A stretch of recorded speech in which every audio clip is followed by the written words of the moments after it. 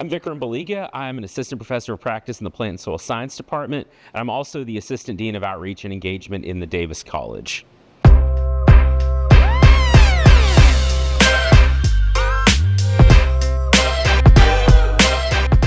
Okay, so I brought a couple of things. One is my old Nikon D whatever 5500 camera that I first started doing astrophotography on.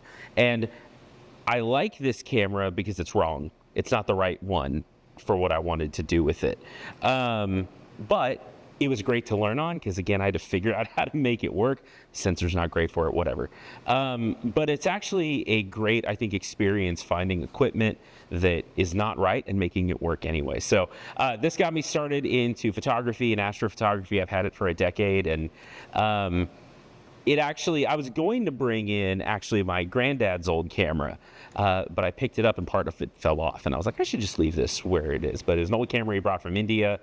He used to take pictures everywhere they went, through probably his entire time in the U.S. And so I've always kind of loved photography, but it's been fun getting into it. So I just brought in my old camera that I've upgraded from a couple of times, but I can't get rid of because it holds a lot of meaning to me.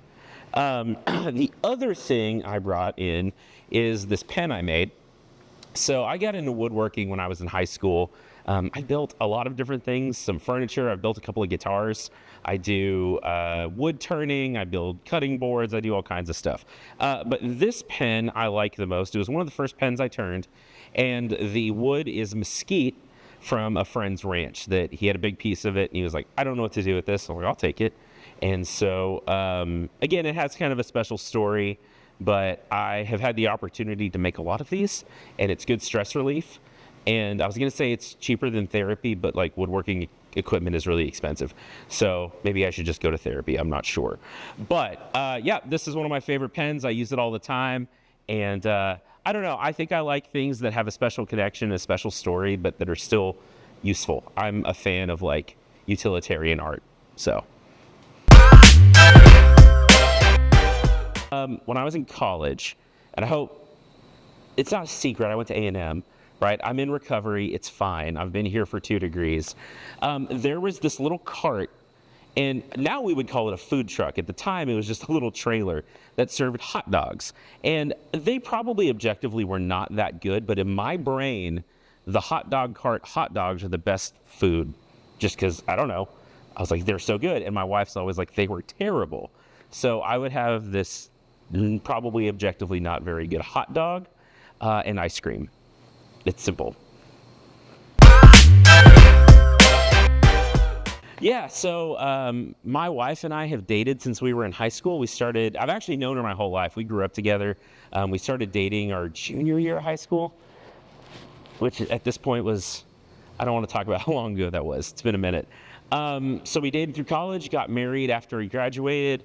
We have a 9-year-old son named Bradley, who is into video games and books and, normal 9-year-old stuff, I guess. I'm a first-generation American. My parents were immigrants in the 70s from India. My granddad was a family practice doctor here in Lubbock for about 35 years. He had a clinic over on MLK and on the east side of town.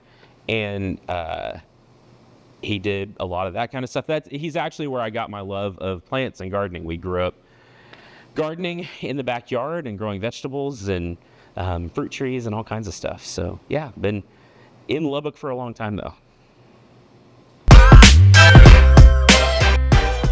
Really cheesy, like campy sci-fi novels. Like if I need to just unplug and turn my brain off, which seems to be important a lot of times, I'll pick like the dumbest thing I can find that's about like spaceships and I'll listen to it, and I get really nerdy about it. Aside from that, I have become sort of a photography nerd, and I've never thought of myself as like a gearhead, or I always want like the newest thing. And then I start looking at like my Google searches and it's like, what's the newest camera? What lens could I get from this? And so I think I nerd out about like, again, campy sci-fi and photography, aside from plants, but that's boring. Okay. When I was a kid, My mom took me to Miami. She had a friend that lived there. So we were on the beach one day, and she and her friend were hanging out, and they were like, oh, this was in the early 90s. So we were largely feral at the time. And it was like, just go play on the beach. And I'm like, okay, I'm 6 or 8 or something. And I was picking up seashells. I didn't realize that one of the seashells was still occupied. And so I was like putting them in my pockets, and I stick my hand in my pockets, and I'm walking back, and my mom remembers clearly just hearing me screaming. And I pull my hand out, and there's like a little hermit crab hanging from my hand. About once a year, my mom still comes up with a reason to bring that up, and then just like cries laughing. I'm like, I was 6. This is deep-seated trauma that you're not letting go away. So I have very little shame, for one thing. So putting my big goofy face on the internet doesn't bother me too much. But in my last job, before I started here at Tech, I worked with the Extension Service. And as a county agent, I realized like I could have a program and 20 people could come and I could teach them about plants and stuff. Or I could put something on YouTube or Facebook or whatever, and maybe potentially thousands of people could do it. So I started doing it professionally then. And then in 2020, when COVID hit and the world kind of shut down for a while, at the time, I was the manager here at the greenhouse, and we had to send all of our staff home. Like, I don't know if y'all remember this, but like we went home for spring break and we never came back. And so I was running the greenhouse basically by myself.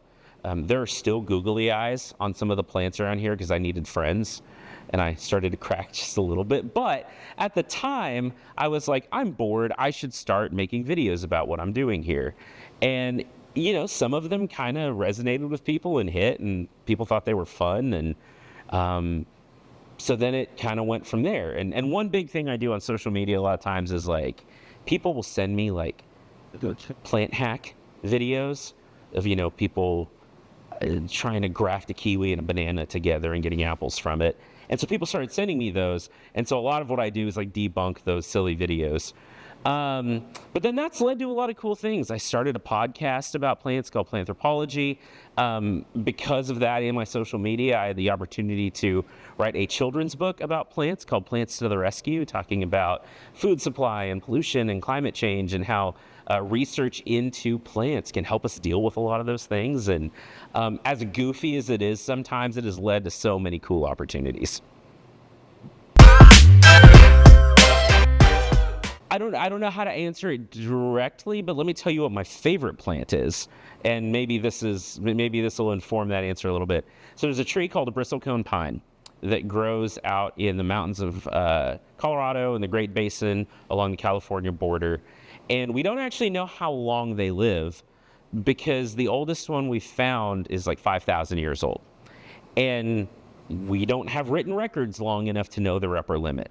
So we think that they could live for 10,000 years. There's not really, it's hard to know. But they have sort of this long memory, which is really interesting to think of. As glaciers moved in and receded and different pests and things were driven out of the area, they still, because it's only been a few generations since then, have a lot of the like plant defenses and a lot of the things that shorter lived trees don't. And so as like pine bark beetles move back into that part of the country, some of the other pines are dying out because they don't have those defenses anymore. They've sort of evolved them away. And I think it's just so cool that remembering the past is important, right? Whether it's your own past or the past of your family or your people or a region, the place you are, it matters. It gives you a lot. And it's, I think life mimics a lot of other things in nature. And so I think we need to remember where we come from, and we need to remember the things we've dealt with, whether they're good or bad, whether it's pine bark beetles or glaciers or, pretty spring days, whatever it is. So I think my favorite plant has always been that, just because they're cool and weird looking. And I don't know. I think it says a lot about life. Just don't take yourself so seriously. Like, life's short. And it is way too short to be super serious about anything. I mean, there are things that matter, right? Your career matters, your education matters, but be willing to laugh at yourself a little bit and have fun. I think that a lot of things would be better if people could just like take a deep breath and poke fun at themselves and just not be so serious about everything.